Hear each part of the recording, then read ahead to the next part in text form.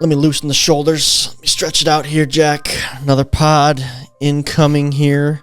We are breaking down Cobras versus Gators this week. Fun one to talk about. A lot to discuss. A lot of people in the comments with strong opinions about one man in particular, the most polarizing man in MLW. So Jack and I share our 2 cents on that series, and then we have Stats Sean on as this week's guest to talk about All-Star voting, All-Star drafting, that the new All-Star captains will have to take on the responsibility of this year, which is exciting. There's a lot of different things that I didn't think about in that drafting process, so it's fun to hear the angles that Sean provided in our conversation. Also, Jack, maybe we should cancel these intros because I got some backlash on this last week. We have a loyal pod listener who... I like the intros. Yeah, Kyle's saying the intros are good. But not everyone likes it, so if you don't like it, I guess just skip ahead to the theme song and enjoy it. But if you like hearing me talk about what we're going to talk about, then I'll keep doing this for those that do. But if I'm not your cup of tea, then I'm not your cup of tea. My favorite part of the intro, Jack, you want to hear it? Yeah, it's when I'm going through the episode and I forget what we actually talked about 5 minutes ago, and then you chime in and help me finish it. Well, we squared away on the comment of the week. We had one of those, and we also caught up on our hot dog bet. So some traction gain there for me, which is exciting. True. And yeah, the Stat Sean interview was great. That was just great banter about the All-Star game. So yeah. Make sure you tune in for that one. Yeah, stick around, folks. This is the Pipe It Up podcast, and cue the intro.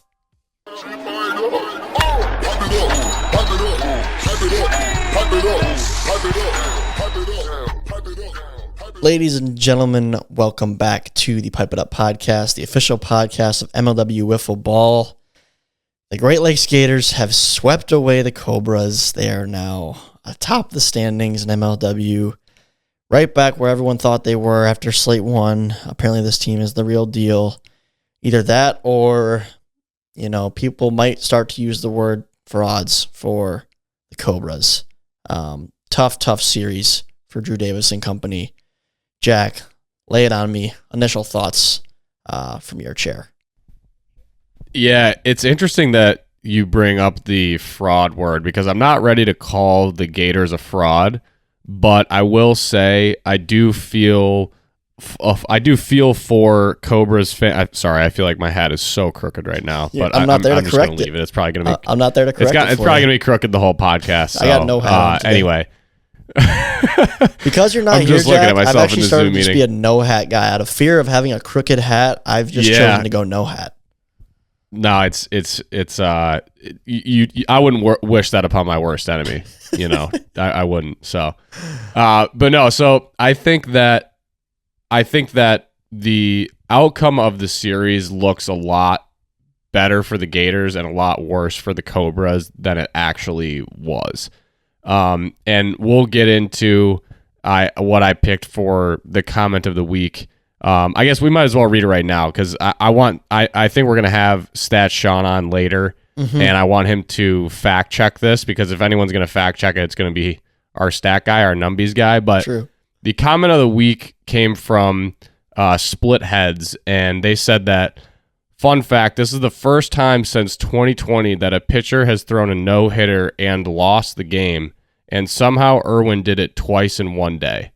So we watched the Cobras last year really ride on the coattails of their offense, and they added another great bat this year with their rookie Cole, and they just couldn't manufacture any runs. I think some of that was due to the bullpen, obviously, of the Gators. I think Sawyer, had his stuff working that day, but you like to think that the Cobras could at least push, a few runs over the fence, like in a given series, and they just kind of laid a goose egg. So I don't know if, it's interesting that like we went all that long time without having any sweeps, and then we get 2 in a row.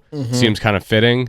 But like if you're a Cobras fan, I think there's a lot to worry about just with like your second arm, and we'll talk about that too. But from I don't know, I feel like the outcome wasn't as dramatic as like I don't think there's that much of a gap between these teams, if that makes sense. Like, because now you look at the standings and it's the Cobras are in last by a mile and the Gators are, in first place. So I don't know. Those are kind of just my initial thoughts. I like that take, Jack. I think it's good because it'll contrast my thoughts in my brain, which my pea-sized brain just watches a series and sees a team win and one team look horrible to end the series. And I'm like, yep, that team is terrible. They're not making the playoffs. Gators are going to the ship. Now, that's a little dramatic and a little bit of an exaggeration, but I think part of the nice thing about teams that have maybe not so great of a number 2 arm that throw them in game 2 is that mentally as a viewer, sometimes you watch that team go out and then play a better game 3 and it leaves you with a better taste in your mouth compared to watching a team, lose 2 heartbreakers, 2 1-0 games in where your pitcher didn't give up a hit and you still managed to lose both of those games. And then in game 3, your pitcher walks 17 guys and you lose 15-0. And that leaves you with a terrible taste in your mouth. I think as a fan, as a viewer, and as the expert journalist that I am for this league, it just left me frustrated for the Cobras for sure, just because, again, they fought so hard those first 2 games. Caden, was wild.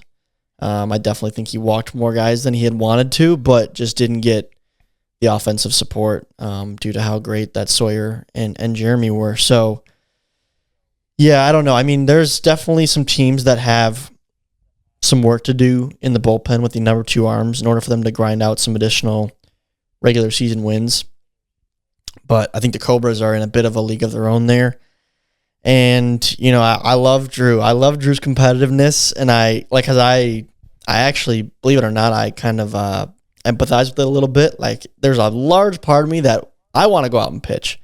It doesn't feel like that long ago where I would love taking the mound and felt confident I'd go out there and win games. I mean, yeah, it was probably 5-6 years ago now, but in my head, it doesn't feel that long ago. So to see Drew go out there and continue to give it a go, as a competitor, I do empathize with it a lot. But at some point, do you look at yourself in the mirror and say, all right, the experiment has failed? I don't know if Drew's that guy to make that decision, but I just feel like they're kind of throwing away this, 1/3 of their games right now. I feel like they're really just throwing away, is my opinion. Yeah, I mean, look, my first take was the analyst, the trying to be as objective as possible here on the Pipe It Up podcast, although we do have our biases. True. But if I'm a Cobras fan, or I'm in the Cobras dugout, like, yeah, I'm definitely not happy. I definitely don't feel good after watching the series. I mean, I especially, just feel bad for Caden because I feel like, he had a few, like, I think he had a lot of expectations when he came into the league and maybe didn't produce as people thought that he would. And I feel like now he's actually starting to really carve out a legitimate role as a very solid ace pitcher in this league. And he's just now, of course, it's the year where he's like not getting the run support for it. And it's just like bad timing. So I do really feel for him. I feel for Gators fans. I mean, I'm sure obviously no one enjoys watching, 17 guys get walked and losing in that fashion.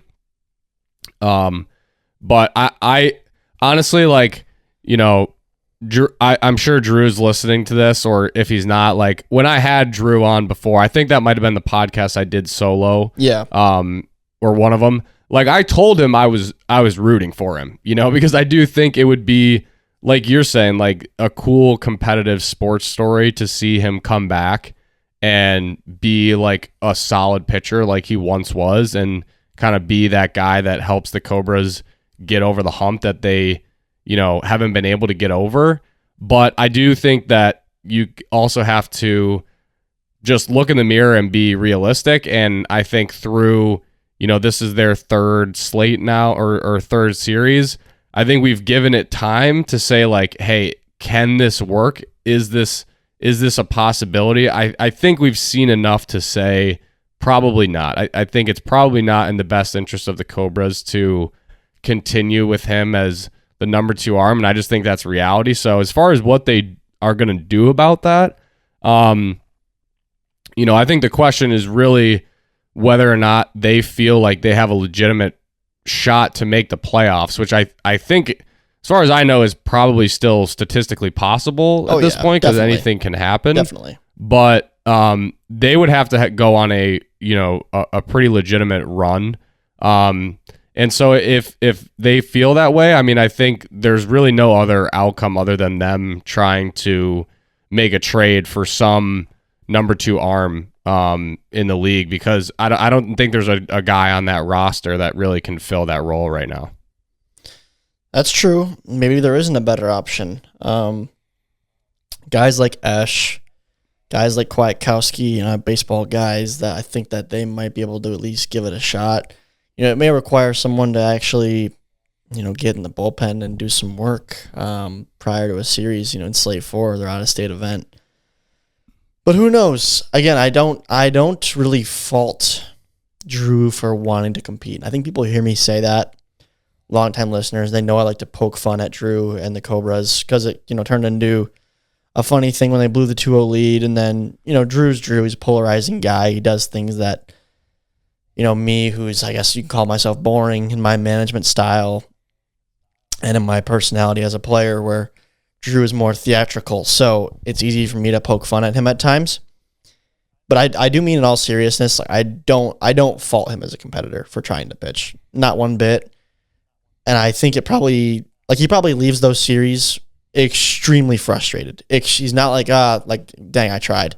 I think just like when I go out there and struggle at the plate, it probably tears him apart a little bit mentally, because he used to be a great pitcher, and he's a good athlete, still a great hitter. So I bet you it's not as not as sunshine and rainbows as you might think it is for Drew and his upbeat spirit after these series, because it does really stink when you know you were once capable of doing something at a high level, and then all of a sudden it's like you're embarrassing yourself. With football is a game that will humble you like that, because it's such a light ball, and when you're young and athletic and you're playing it a ton, like, it really comes natural. And then when you lose it, it's like, what? How did, I thought this was like riding a bike, but it's not one of those games for a lot of people. And I think Drew is seeing the ugly side of that right now. And it stinks. Like, it's not fun to watch for me as a friend of Drew. And, I've enjoyed competing against him over, a great chunk of my lifetime. So it's a bummer.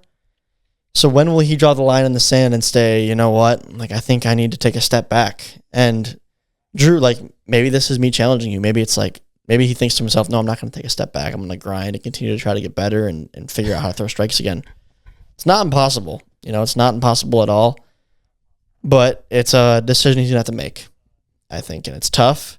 And I think he probably is aware of that, But he's a competitor. So that's kind of all I'm going to say about Drew. Sorry, that was a lot about Drew, but I think that's probably where the majority of comments. I didn't read through all the comments in this video. I can scroll through them quickly now a little bit. I have it in front of me, but I'm guessing there are a lot of fans from Cobra Nation or just, the MLW fan base globally that had probably a few thoughts about Drew's performance, not, again, being what we're used to seeing from pitchers in this league these days, This is a thing of the past for MLW. Just pitchers going out there and really not throwing a strike for multiple outings in a season. Yeah. That was the majority of the comments, at least the ones that I kind of scrolled through at the top. But I do want to give credit where credit is due to the Gators, especially in games 1 and 2, where they earn their runs. They earn their runs by just having really good at bats, right? And like Staggs is, it feels like he flies in from California to just like not swing the bat, and like he doesn't really. It doesn't look like he needs to, like there was like like in the video, it doesn't even look like he's like really ready to swing on almost like any of the walks, like as if he's getting 3-0 or like 3-1 counts, and he's like not even really swinging until it's like a 2-strike count. But the rest of the team too, just like they did their job and they were able to get a run across in both of those games and win the games because of that. And I think especially we've talked a little bit about the Gators running a 5-man lineup. I think it can be hard sometimes when you run a 5-man lineup and feel like it takes forever for you to get back up there, where like you want to like kind of press a little bit more, just because it feels like it's been so long since you get up, even though it's only one additional guy in the lineup. So for them to all stay that disciplined against, a guy like Caden, I feel like they should get, they should get credit for that too. And winning isn't like, it doesn't really matter how you win. They won both of those games. And at the end of the day, like a win is a win, and they won kind of in like an ugly way, and that's totally fine. Like that's what good teams do. Good teams find a way to win in series like that and in moments like that where you just do whatever it takes. So I do think they deserve, the credit for that. Yeah, very true. Dustin Staggs, he has come up to plate, come up to bat 32 times this year. Of those 32 times, how many times do you think he's walked? If you were to guess. Ooh, 32. I'm going to say 27. He has walked 22 times of his 32 plate appearances. He's only logged 10 actual at-bats. He's got 1 hit. So on batting average-wise, he's only hitting 100, but his on-base percentage is 720. That's crazy, dude. An absolute walk machine. The new Ryan Kelly. The Ryan Kelly of the West, some are calling him. I was gonna say, we're gonna have to start making Ryan Kelly references with him. Although, no shade at Ryan, I do think Dustin's got a little bit prettier of a swing. But Ryan is straight up goated when it comes to the OBP. Yes, agreed. Dustin is the Ryan Kelly of the West. And I haven't been at these series against the Gators, but I don't know if this is happening intentionally. Like, because he is a great hitter, and the rest of the Gators lineup is a little spotty offensively, in my opinion. That's a harsh thing to say, but I think Staggs is a standout bat, just like a Jordan Robles is on the Mallards, just like a Grant Miller is in the Magic. But I don't know if he's getting all these walks because people are pitching around him, or if just it's been sort of a coincidence where guys can't seem to throw him strikes. I'm not really sure. It probably is a little frustrating for him. I would say, well, I guess playing against him, I don't think, like, he didn't seem frustrated. I kind of like, I don't remember exactly what I said, but I kind of said some comment to him just sort of along the same lines of like, man, it must suck to like come all the way out here and only take like 2 swings like the whole series. But it was just, I think it just comes with his approach, and not that he's not like ready to swing if like the first pitch is going to be a strike, but I think he's really, really hesitant. He's much more hesitant to swing until he's seen at least one. And I think it just seems like it was something that was kind of principle. Now, I will say in our series, it didn't really matter. Like, for whatever reason, like, he was just getting into like 3-0 counts, like 3-1 counts, and then just like not swinging, and just watching that next pitch. So I think it just comes with his approach. He's just I think he just has a really good eye and has a really good batter overall. But yeah, it is really deceiving when you look at his average and be like, oh, it's only 100. But I think he's, again, like, to win like those first 2 games the way that they did, you need a guy like that, right? Like, you need a guy that's gonna like get on base. when a guy gets a little bit wild, like, you got to be able to capitalize on that. Yeah, I mean, hey, at this stage of my career, I wouldn't mind walking that much. I think he probably has a very good approach, like you said, and he's very good at picking out the pitch that he wants and putting a good swing on it. If he's not getting that pitch, he's letting it go by, and a lot of times those pitches are balls. I don't know the actual statistics on what percentage of pitches in MLW would be strikes if not swung at, or strikes that were taken that hit the tin. But there's definitely a lot of swinging strikes in this league that would not have hit the tin. So maybe he's just playing the odds game a little bit and being very selective, trying to put good swings on pitches that he likes, and if not, turning the odds in the casino, talking Moneyball. So I do have to mention really quick here, now that I'm looking at the website, shout out to the Geezer Nation, the veteran nation. Chris Cheatham is, statistically speaking, you look at the Great Lakes Gators batting, he is by far and away the best batter in that lineup, which I don't think you would guess just by watching the videos. But right now he's hitting 400, and his OBP is actually higher than Stag's at 741. Yep. So shout out to Chris. Man. Keep doing your thing. Gotta love geezers that are still thriving. It's few and far between these days, it seems like. Chris was calling himself washed a few years ago. I think we all remember a funny mic'd up where Chris late in the year was mic'd up and just kind of bashing himself. 4 for 10 on the year, got 4 hits, hitting 400. He's also seen a lot of pitches, and it's working out well for him. So I think in summary, Jack, looking at this series as a whole, for the Cobras, not a great outcome. The last game, yes, leaving a very sour taste in Cobras fans' mouths, I would like to assume. To me, it's not panic button time yet, except for the non-Caden Irwin pitched games. I think it is time to hit the panic button on Drew Davis as a pitcher. Drew, I love you. I appreciate you as a competitor, but I think if the Cobras are serious about winning, yes, Caden is great in the games that he's pitching, but you are really minimizing your chances of winning a non-Caden pitched game while going with Drew. Whether you trade for somebody, a free agent, there's got to be somebody out there on the roster or just locally that can throw more strikes than Drew. I find it hard to believe. So do something, Cobras, and try to get some momentum built here in your out-of-state series in Slate 4. For the Gators, again, similarly, I don't want to be too high on the Gators. They capitalized on a game where they were going to win no matter what because Drew couldn't throw a strike. And they did win 2 close ones. So great on them for finding a way to win those tough games. But at the same time, it was kind of a dogfight with one of the league's worst teams on the surface. So I think the Gators' record might be a little bit better than what the team actually is. But I do think they're a solid team. I do think they're a playoff team.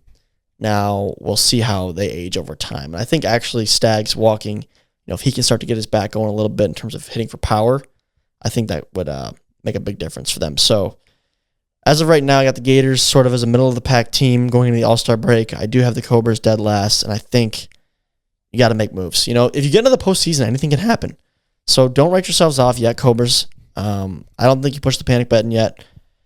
You go into Slate 4, you win that series, anything can happen. So I think, try to make a move maybe between now and Slate 4, whether that's just internal strategy change or maybe a little trade. I don't know. Pick somebody up, do something. Shake things up, Drew. Shake things up. That's my take. Those are my takes. Thank you all for listening to my takes. I was going to say one thing we can all count on is whatever you think Drew Davis is going to do, that's not what he's going to do. And that is what we can guarantee. So, yeah, if you're a Gators fan, you're not out of it just yet. You better like sleep with your what are all the like snow day tricks, like pajamas inside out, sleep with like a spoon under your pillow, try to do some weird stuff to maybe make just, Drew make a decision that helps the Cobras get to the playoffs. And then the Gators, I think they just got to stick with it, keep playing Gators ball. They seem, I agree with you, Tommy, that they do seem like a playoff team. And like you said, once you get in the playoffs, anything can happen. Yeah. All right, well, cool. Recapping this one, Jack, I believe we both had 2-1 Gators in this series. Oh, no, didn't I pick the Cobras? I picked the Cobras, didn't I? Pretty sure I did. Yeah. So, gambled, lost. That's why you shouldn't gamble, folks at Yeah. home. But that is a big swing there, Jack, because 3-0 Gators gives you 2 points, me nothing. So that makes the score 18-17, I believe. Just a 1 point lead here. Moving into your super pick, because you're the super pick on the Mallards at 2-1. So this is a chance for you to gain some ground. That was a big swing there. Big swing. I honestly forgot about that. Like, I forgot that we picked different on that one. I'm just going back and double checking that that's actually true, because this is the best news I've heard all day. I'm almost certain it's true.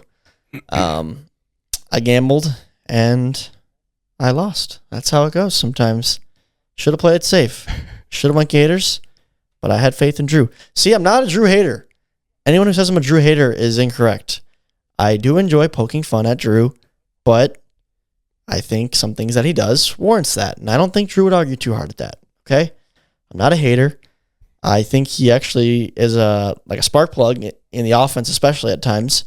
But unfortunately, they couldn't win a close game in game 1 or 2, and then Drew didn't give them a chance in game 3. So all that to say, the score is 18-17. I got a 1 point lead heading into Mallards versus Predators Staten Island series this Friday. I believe last week I had those uploads backwards, but now Staten Island series this Friday. It's happening, and then we'll round out slate 3. Heading into the All-Star break will be Magic versus Diamondbacks. That'll be next week on Friday. So Staten Island series, then Magic D-backs, and then the All-Star break. So speaking of the All-Star break, Jack, today we wanted to, and also he as in Stats Sean, wanted to come on the show, talk a little bit about the All-Star break, All-Star Day. This year things are a little bit different because now it's not just, AL and NL and the fan vote amongst those two leagues. Now the fans are voting amongst the entire pool of 8 teams worth of players, the entire league, and then Daniel Schultz and Ryan Kratch, the two managers of the two squads, will be drafting amongst those eligible guys. So, ooh, nice. Stats Sean reached out, wanted to come on, talk about how he's seen the field this year, who statistically probably has more of an edge than you may think over other guys that maybe you should direct your votes at in this last week of voting here, because numbies don't lie, as we say on this show. So, Sean Huff, Stats Sean, are you there? Yep. There he is. Round of applause for Stats Sean. Good to see you again, Come Sean. on. Your recurring guest, your number one recurring guest here on Pipe It Up. Welcome back, Sean. Sean I think Dallas might still have me beat. Oh, are you keeping that stat? Who is the most frequent guest on Pipe It Up? Do you know? I don't. I'm gonna ask someone to put it in the comments. Maybe. Someone might have that number. I feel like it's got to be you, Sean, at this point. Might be the only numbie that Sean doesn't have. That's okay. Well, Sean, it was great to see you in Staten Island. First of all, spotted you from a mile away in the crowd. Appreciate you coming up to support the league, myself, all the guys. And with that, we are just a couple uploads away here from the All-Star break. And you had mentioned how you wanted to come on here and talk about All-Star voting a little bit. So we know there are the obvious candidates here, the Ryan Kratchs, the Jordan Robleses, the Dallas Allens, the popular guys who are talented, they're going to get votes. But then you have the scrappy guys who are, clawing together a nice little season here through the first couple slates. Guys like Chris Cheatham, for example, who are quietly, having one of their better years in the last few seasons. So what I want to know from you, Sean, is let's start off with this. Give me one guy who you think people should have on their ballot that might not necessarily think of right away. Okay. So this is kind of a medium level one where I think a lot of people probably have him, but he didn't come to mind right away.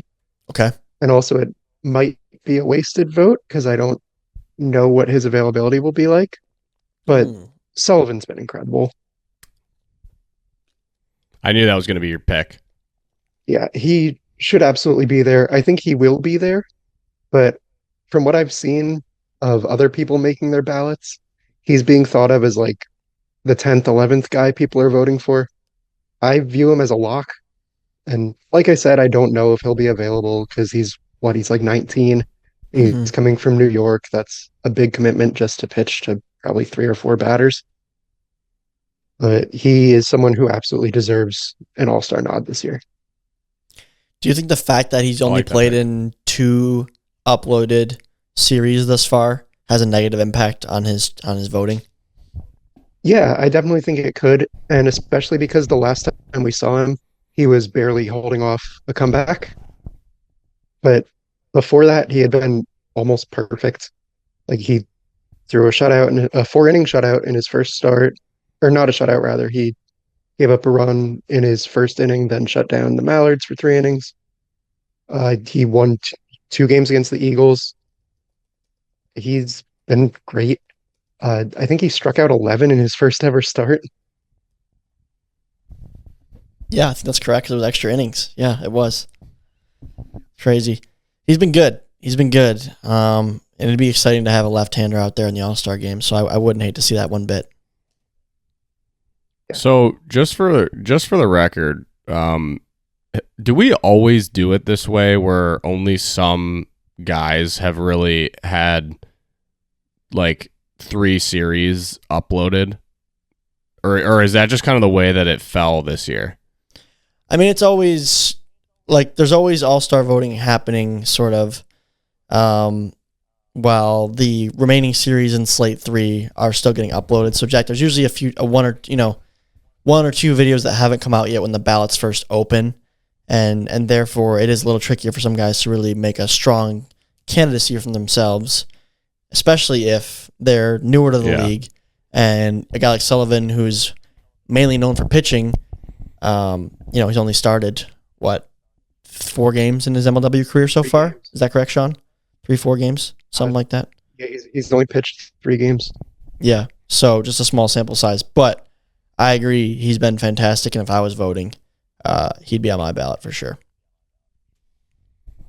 So I have to selfishly ask. I think Tommy might have a couple other more specific questions, but I really haven't looked at the ballot. So is there only like a certain amount of names on the ballot? Is there only like 20 or something? No, everyone's there. Everyone's there. You Okay. could be an All-Star, Jack. So I mean, I gotta imagine RJ would be a lock. I don't know if he'd be available Yeah, to go. RJ's a but lock for sure. He's got to be a lock. And I think Brady is pretty much a lock. Okay, that was gonna be my question because I feel like he deserves it. But I just don't know, how the crowd, like how the fans kind of look at that as like just being a rookie, and we only really have 2 series uploaded. He's done well in both. But definitely more so in the second one. But I'm hearing from Stats Sean that also should be a lock. Yeah, just from what I've seen of people making their mock ballots and saying who they're going to vote for, I've seen Brady included on every one so far. Nice. And That's it awesome. helps that his better series was the more recent one. Yep. It Always helps that he has a brother who's probably also going to be an all-star. Yep. What about Sean? What's your take on, like, are you a fan of, I'm not saying any names in particular. This is not asking about me. This is not asking about Kyle Schultz, Jimmy Norp, Ryan Cratched, whomever. Are you a fan of having like the more popular guys be in the All-Star game, even if they're having more of like a down year or maybe like a slightly below average season for them, versus maybe a guy who has never been to an All-Star game but statistically has been better thus far in the season? Like, what would you, this is just you, not saying what you think everyone should do, but what's your opinion on that? I would always rather have a first-time all-star just because I like seeing new guys get recognized in that way. But if it was like someone who this would be their second or third appearance versus a 14, 15-time all-star, then I go with the veteran. Okay, I like that answer. A little bit of a scenario-based type situation. I like that. Yeah, like I remember a few years ago, Whalen had never been an all-star and had great numbers after the first half and didn't make it. And everyone was, at least everyone I saw was feeling really bad for him about that. Mm-hmm. Okay. So for the listeners, this is definitely not me asking for my own knowledge, but for the listeners who aren't aware of the new kind of layout of the All-Star Game, how many players are? Did you say there's 10 total? How many players? 14 total. Okay, so there's seven guys on each team. Are there rules for how many pitchers get selected, or is it literally just like they're just drafting guys? That it's up to them. They got to figure it out. I know the rules have been that 3 guys had to pitch per team, Okay. but I don't know if that'll expand to 4 now that you're theoretically picking from a better talent pool for each. Well, the reason I'm asking is like I'm trying to, I'm just looking at the stats, trying to figure out like, okay, who's going to be put into the All-Star Game based on their, pitching ability, or at least, would be expected to pitch in the All-Star Game. I think you definitely have Jordan, you definitely have RJ, you definitely have Cratch, and you're saying probably Jackson. I'm assuming you're saying that mostly because of his pitching. Yeah, like he hasn't been bad hitting, of course. He has 2 homers, right. He walks a lot, but he's been more of a pitcher this year. Yeah, so that's 4. And I mean, if there's 2 other guys that you think get slotted in there, do you think he will?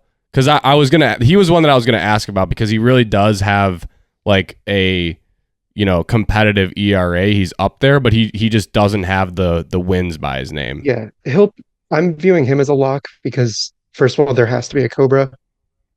Second of all, True. He is a very well-liked player in the fan community. Yep. He interacts online a lot. And even before he really had that breakout last year, he was just generally well-liked. And he's been very good. He wasn't a Cy Young finalist last year. I don't think that we probably should have been. This year, he definitely would be. He's gonna pitch. All right. Well, speaking of pitching, while we're on pitching, Sean, we're talking about fans and voting. And yes, it's pretty obvious that, Ryan's in the game already because he's a manager. And then you have guys like Jordan, RJ, etc. But I actually don't know who will be drafting first, whether it's Ryan or Dan, because that will definitely, it's different, right? Because Ryan doesn't really need to necessarily draft a pitcher in the first round of the draft because he is a pitcher. Whereas Dan, he can. Very true. Whereas Dan needs a pitcher. So that's going to really, I think, impact the draft. And maybe because Dan won the World Series, he'll get the first pick. I would like to think he goes with Jordan. Would you agree that in this draft, Jordan is like a consensus 1-1 here? First pick, round 1? Yes, but with an asterisk. Because Ryan. Dan might just take Dallas. Oh, so you think a little bit of chemistry here could impact Dan's decision? Yeah, just because Dallas is his guy. He's played with him for years now. He's seen him, and he is the third guy besides Cratch and Robles who can just be the best player in the league. How do we feel about that, Jack? How do we feel about that take? I like that take. I mean, I think he hasn't had like he's a guy to me, Tommy, you were asking kind of like whether Sean would prefer like a new name or someone who's been around but maybe not having their best year. I mean, just through the videos that are being put out, correct me if I'm wrong, I don't think Dallas would be admitted to the All-Star Game based on his pitching. I mean, he's hit well enough to get into the game, but not by his pitching. Now, we obviously know how good of a pitcher he is, and he probably would pitch in the All-Star Game, but I don't think just on like the individual pitching performances he's put out so far that he would get in. But I do like that take because I could see Dan doing that. It's kind of like he's looking at the lineup of guys like, who am I going to go with? Like he sees them as, pretty much probably equivalent pitchers, but he obviously has way more chemistry with Dan. So I could definitely see, or with Dallas, excuse me. So I could definitely see Dan doing that. I did not even consider that, which is foolish of me. I wonder how the fans would take that. I think Eagle Nation would love it. But I wonder if Dan would face any backlash or criticism over like taking someone that he, has a better relationship with over maybe the more deserving candidate this year to be, round one, pick one. It's interesting. It's interesting little, how's the correct word for that? It's just another layer on top of everything else going on that can factor into people's picks. Yeah. Do we think that Ryan Kratch, if he had the first pick overall, would draft Jordan Robles, even though like Ryan himself is a Cy Young caliber pitcher? Probably. Just, there's a benefit in keeping him away from the other team, of course. Little keep away, another layer to this onion of picks. Yeah, the other guy I could see Ryan just taking right away would be Landon. Yeah, okay. I was going to say, yeah, that was what I was going to say is probably Landon. Just because Kratch's like entire career has been him like just begging his players to like score him some runs when he's just pitching the lights out. So I feel like he's going to have a natural tendency to be like, all right, I know I can pitch. I need to get some guys that can bat with me. And he's just going to pick the best batter, which I think is unanimously Landon. Maybe other than Ryan is unanimously Landon.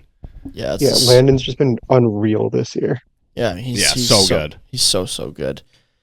I'm curious, and I'll say this now mid-Sean interview. We are going to have both Daniel and Ryan on the podcast the week prior to the All-Star Game to talk through their picks. So we'll hear about whether it was relationships, like just team chemistry as a whole, like they're building their lineup and piecing it together with a game plan. We will hear, the behind the scenes of what was going through their head when they did this draft together. So I'm excited for that, Jack. That'll be in a few weeks. That's huge, and it will be a good time. So I'm realizing this draft has more layers to it than I had initially thought. I think if it was me, if I'm Ryan, or if I'm Dan, I think I draft Jordan just because of how dominant he's been on the mound. Again, but the pitching. This is interesting too, though, because like Sean said, unless things are changing, it's always been a 5-inning game with a 2-inning pitcher's limit. So, like, it's actually easier to make an impact offensively because, in theory, if you have the best bat like Landon, you can leave Landon in the game the entire time. So he's getting bats for 5 innings worth of gameplay versus a pitcher's only out there for 2 innings at a maximum. So, obviously, you need good pitching to keep runs off the board, but something to consider because Jordan's role on the mound will be limited to just 2 innings of a 5-inning game. But you pair Ryan with Jordan, that's 4 innings of elite pitching, and Dan's going to need arms. So I wouldn't be surprised if Dan's, like Dan really builds his roster around pitching when, again, he's already a guy on that team, and then you're going to need at least 3 arms, if not 4. So I think he will be a very arm-heavy team just because he also is not a pitcher, whereas Ryan doesn't have to draft. Like, Ryan already can throw 2 innings himself, right? And has just 3 more innings to worry about. So, yeah, the other thing there is it's probably going to be easier to get bats at the end of the draft. So you do anticipate pitching going first? So you think pitchers are going first? Yeah. Except for Landon and Grant if he makes it, which I don't think he will since he's only played in 1 series so far. Yeah, I don't know if he... I mean, to be honest, I think even if he got in, probably wouldn't be able to go, but I don't know. TBD. That's another one where it's like, how good he is. Like, he's all-star worthy, but like, are there other guys that have maybe, a better like average or, OBP or something like, yeah. But so Tommy, you kind of made it seem like it's obvious that Dan would be playing and not only managing, but is he an all-star this year? Yeah, that's a real question because Zerlag managed 1 year when he didn't play. Yeah, and I did that as well. I mean, I was not Right. an all-star. I just don't like. I'm actually asking the question if Dan is like all-star caliber this year, because I just feel like there's a lot of great names. He hasn't pitched yet this year at all, and his batting average I don't think is like all-star level compared to just what we've seen this point in the season. So I don't know. Let's start with this. Without me telling you guys anything, Sean Huff, do you think that as a player, Daniel Schultz is worthy of one of the 14 All-Star Game spots? This is just objectively speaking, based on statistics, the numbers. I hate to say it because he has been my favorite player since I was a kid. But no, I don't think he's having a season where like it's a tragedy if he makes it. But I don't think he's been one of the top 14 players. Okay. Interesting. I think he's the best. I think he's the best example, Tommy, of the question that you were setting. I agree before. perfectly. Actually, I agree 100%. Where Yes, he's a veteran, absolutely. He's always in the All-Star game. He will get votes because he's popular. But like on paper, is he one of the best 14 guys? Maybe not this year. What I was told per Commissioner Kyle Schultz is that both Ryan Cratch and Daniel Schultz will both be playing in the All-Star game. That was the words he used: playing, not managing. So don't take that as, gospel. Perhaps that was misconstrued, but I do think Daniel Schultz has earned himself a roster spot as a player in this year's All-Star game, as well as managing the squad. So again, I agree, Sean, that's not a tragedy by no means. Daniel had a very good campaign last year and a decent start to this season as well. So I do think he'll be in the lineup. That's my knowledge to this point. So sound off in the comments if you think that's a problem. I think on talent, he's a top 14 player. He just hasn't been yet this year. Okay, so just not on talent. So on talent, you're saying just in general, he's a top 14 guy. I actually think I agree. Dan, he's come on strong offensively the last year and a half. He's been a force to be reckoned with at the plate. The whole Eagles team is, Dan, Landon, Dallas are just a scary trio there offensively. So, what are you excited to see this whole draft shake out, Sean, compared to just a fan vote AL NL? Will you miss that rivalry of the same guys squaring off year after year? Because definitely a bit of a tradition died, but this is something new. It definitely did. So what are your thoughts? I really liked the old All-Star games back at Colts Field where you'd have teammates pitching to each other. Uh-huh. That was one of my favorite things always. So I'm really excited for that aspect to come back. I'm really glad that it won't have any impact on the World Series anymore. Okay. I've just never liked that. But I will miss the year the NL finally won after having never won. I will miss stuff like that. Although now it would be the other way around. The NL's won a few in a row. Yeah, that was electric when we won back it was a rainy day, I remember, and we had lost like however many in a row. But we had never won, right? We never won? I think so, unless maybe in 17. No, we lost in 17. We lost. It was a walk-off home run, I believe, we lost on. Then yeah, the AL had won every game. Yeah, we had never won, and that was electric. I remember. I think Dan was pitching to Kyle. It was like a big showdown between the brothers. Rainy day. We won like 1-0 or something like that. It was a super tight game. But yeah, 1-0 on a walk, I think. That's back when I was pitching. I think I pitched in that game. That was a long time ago. I think it was Jimmy, Dan, and Bonham. No, I didn't pitch in that one. Dang. I think think you you're pitched right. the year before. I think the year before, 2020, I pitched. 2021, I don't think I threw. I think you're right. I was ready, though. I was ready. Dang, man. You guys have crazy, crazy good memories. I don't know. I do remember pitching in an All-Star game one year, and I pitched so good, and I think that was like the end. And after that, it was downhill from there. I think that was 2020 because Jorgensen got lit up to start, and then the rest of the NL pitchers were good. Oh, I until forgot. Dan put Jordy himself did in and got lit up.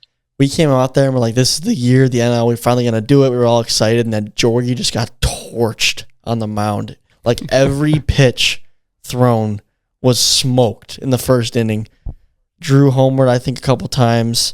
Kyle might have homered. Sailor. It was just a hit parade of not just homers. It was everything. Just getting sprayed in the field. It was bad. It was over before it started, Jack. It was, I think were you in that game, Jack, by chance, or no? Have you been an All-Star? That wasn't a dig. Have you been an All-Star yet? Jack homered in that game. You did. I thought so. Did I? I thought so. There we go. What year was that? Off Dan or off Norp? 2020. I think it was off Norp. Pretty sure it was off Norp. Or I don't know.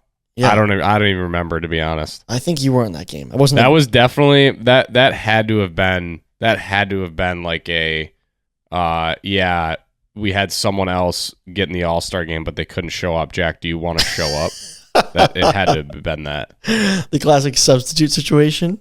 Yeah, the classic. Oh, well, it was Jason Chadwick, but he couldn't be here, so we've got Jack Agner for the And Metro you're like, Magic. oh, twist my arm. I'll step up here. Yeah. Oh. Hey, but came in and hit a home run, apparently. This year, it's, Jordan Robles, Preston Colm, Trey Flood, Brendan Jorgensen were all unavailable, so hitless Tommy Coughlin is suiting up for the Mallards here. Not going to be hitless. I'm going to get a hit in New York. I'm going to do it. But that'd be something. I think people might ride if I don't get a hit in Staten Island and then I get a start in the All-Star game. There might be pitchforks and torches outside of that would be Ann Arbor. That's a tough look.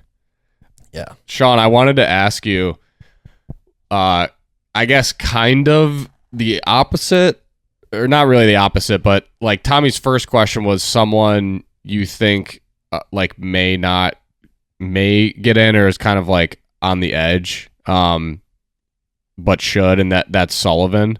Is there someone that you're like confident will not get in, but probably should? Yeah, there's a few who I view as like edge cases who I really hope get in, but not all of them can. And I think Brady Pearson's a lock. Mm-hmm. Yeah. Okay. I actually think Gunn has been better. Yeah. Yeah, he was another one I was thinking would probably be on the fence. Yeah, I would really like to see him get in, but I think he probably won't because those votes will go to Brady and people will be like, oh, I have two people in the Magic already. Mm-hmm. Cheatham, I really want to get in. Look at the numbies. The numbies don't lie. He should be in the All-Star game, dude. He should. Cheatham has been amazing. 4 for 10. Read the stats. 4 for Cheat 10. code. Cheat He's code. hitting 400 with like a 750 on base. What are the OBP leaders in the league right now? Cheatham might be top 5. Cheatham's second, I think. Chris Cheatham. He's first. The only one higher is Aiden Richard, who that's not really a true candidate in terms of plate appearances. Cheatham and Staggs are leading the way in OBP, but Cheatham has 4 hits. Staggs only has 1. And then Ryan Cratch is next at 625. Chris Cheatham to the All-Star game. Get him there. Vote for Chris Cheatham. We need old guys out there. Makes us all feel better about ourselves. This is a test of the influence of the Pipe It Up podcast. Yes. If we can get Chris Cheatham into the All-Star game. Cheatham in the game. It shouldn't even which be us. he deserves. It's not like we're trying to get myself in. Like, Chris has earned this. I know. Vote. I know. Yeah. I hear you. But if you guys want to vote for me, I wouldn't be that mad. Yeah, if Cheatham wasn't batting 5th in their lineup, he'd be a lock. Oh. I like Chris hitting 5, though. It feels right having Chris at the bottom. I don't know why. It just does. Or it's just easy to ignore when he's hitting 5th. Yeah, but Chris gets out there, he puts it in play. I like a good Chris Cheatham ground ball to right center and seeing that guy just dig out of the box and unhook the trailer, get moving as fast as he can. He's been beating him out this year. I gotta be honest. I think of all the player specific T-shirts that we've made, I think the cheat code is the best T-shirt. Oh, that's a great one. It's like I think Jorgensen was wearing it and Kyle put it in the video. I think that's the best player oriented T-shirt that we have. The banana ball one's pretty cool. I'm not gonna lie. Getting Norp's a classic. Yeah. And Like I will Ryan say I Crash saw graphic tee. the statue of Robles ones in Staten Island in person That's for the cool, first time. Those are pretty good. They are pretty good. A lot of them are great. What were they, Sean? What was it? The statue of Robles one. It's a nice New York I don't know if I've seen that one. themed mallard green tee. Look it up, Jack. It's a nice shirt. I'm gonna look it up. Yeah. Sean, I have a name. Jack, I want you to throw a name in. I'm gonna throw a name into the mix. Is he or is he not worthy of an all-star vote? Sawyer Bean. Yes. Before the Cobra series, I would have said no. After the Cobra series, yeah. He's probably not as a pitcher or as a hitter. When you combine them both, yeah, he's been a great player. I have him, he's fourth in the league in WAR right now. Oh. Obviously, that's a little skewed because only half the teams have played Slate 3. Mm-hmm. But yeah, combining everything, he's also been above average fielding, above average base running, actually, too. Combining everything, yeah, he's an all-star. Okay. Jack, do you have a name? I do have a name. I kind of zoned out there for a second because I was absolutely ripping our merch site. Okay. What was the name that you asked? I asked about Sawyer Bean. Is he an all-star? Okay, Sawyer. And Sean said yes. My ask was going to be Patrick Ballman. So I'm still gonna say yes because he had, 11 shutout innings in a series. Mm-hmm. But the hard part with that is I don't know if he pitches in the game. Like, I think he deserves to be there, but I don't know if he'll pitch. And it's weird if he's in the game as only a hitter. Yeah, that's fair. I mean, I was just kind of like looking through, trying to think of the most fringe guy. And it's like, if he had that first series more recent, I feel like he gets in. Like, I feel like everybody looks at that and they're like, oh, for sure. But they're going to think of the last series, of course, like recency bias and kind of forget about that one. But it was such an all-star worthy performance that I feel like he almost should get in just because of that. But I don't know. The thing with him is he's leading the league in fielding runs right now. Oh, elite fielder. Oh, like his WAR? Yeah, like he's been plus 3.5 runs. See that, guys? I'm referencing baseball stats. That was pretty cool. That was impressive. That was pretty cool. All right, vote for PB. Okay, so his WAR for fielding as a pitcher is he's leading the league. Really good. Yeah, he's at 3.5 fielding runs. Drew is at 3. No one else is even at 2. Anyone who's leading a category should be an all-star. That's my take. You listeners have your marching orders here. There's 2 people that you guys need to spam into the All-Star game. That is Chris, the cheat code Cheatham, and our lovely, lovely editor, Patrick Ballman. Get him in. Got to get him in. Chris, the cheat code Cheatham, Pat, PB, Ballman. Vote. Vote. There you go. Vote. Get to a ballot. Do your duty as a fan and vote. Sean, thank you for coming on.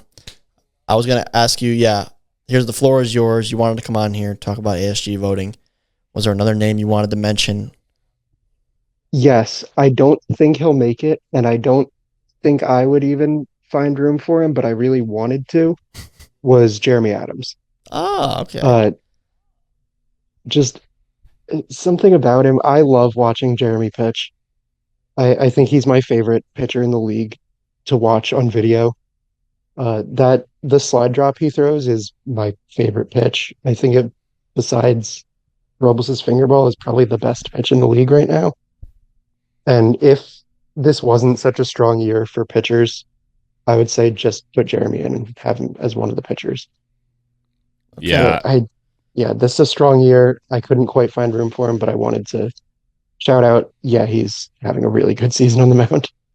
I think that is very well said. Drew asked before their series against the Gators. He texted me, "What's the scout on the Gators?" And I can screenshot this to prove it. I'm pretty sure the only thing I said was Jeremy Adams is good. And that was the only scout I gave him, because like that was my takeaway from our series with them. That's funny. He's very good. So I like that mention from you, Sean. Cool.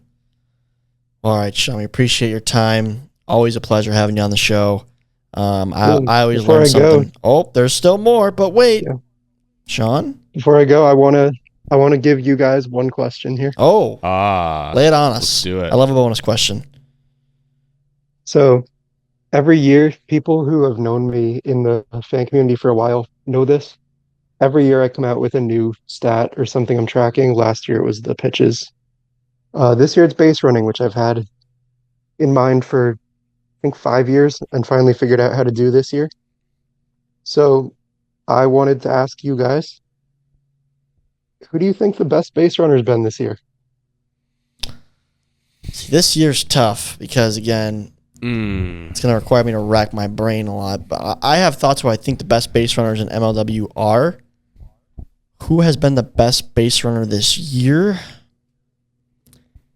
Sounds like Sawyer's been good. I'm going to say Brendan Jorgensen. I'm going to be a homer. I think he runs the bases. You got it in well. one. What's that? Wow, you got it. I got it? You nailed it. Yeah. I know my ball. I know ball. What can I say? That's insane, dude. How did you pull that? Because I know ball, dude. He's aggressive. Jorgie's always scoring from second every time. He motors. Yeah, he's taken 3 extra bases this year. No one else has done that, and he hasn't been thrown out. Okay, so yeah, how do you define the taking extra bases? Is it just advancing more than one base on like a single, or? Yeah, or like if the ball's thrown out of play, obviously that doesn't count. Mm-hmm. But advancing when the ball is in play more than you're forced to advance, tagging up also counts. Okay. And then the thing that gets points against you is if you're thrown out on the bases. But so far that's only happened twice this year. Cratched has won and Landon has won. Okay. That's awesome. Jorgie, my guy. I know ball. Don't let anybody ever tell you that I don't know ball. Sean, I think we need to have a meeting one day where we just look at the stats together. I just want to see you crunch those numbers. It just sounds exciting. I want to see you crunch them. Hey, I'll probably be coming out for Wiffle in the Mitten, so maybe then. Oh, okay. All right. Yeah, we'll talk about it. I appreciate you a whole bunch. It's always a pleasure having you on the show, like I said. And till next time, Sean, that's all I got for you. I appreciate you, buddy. Yeah, absolutely, guys. All right, well, get out there and vote, folks. You heard the man. You heard us. Get Cheatham in. Get Jeremy in. Get PB in. And participate and vote. And then we'll get the draft going. Once Dan and Ryan draft, we will have them on the show. We'll talk about it, get their explanation. That'll be in a few weeks. But next week, we'll be talking about all things Staten Island. I, of course, is on that trip, so I'll share some fun stories with you all about the weekend, and I'm looking forward to that. Jack, sign us off. That's a wrap, folks. Appreciate you coming out. Thanks for sticking with us all the way through. Well said. Well said. See you all next week. Pipe it up.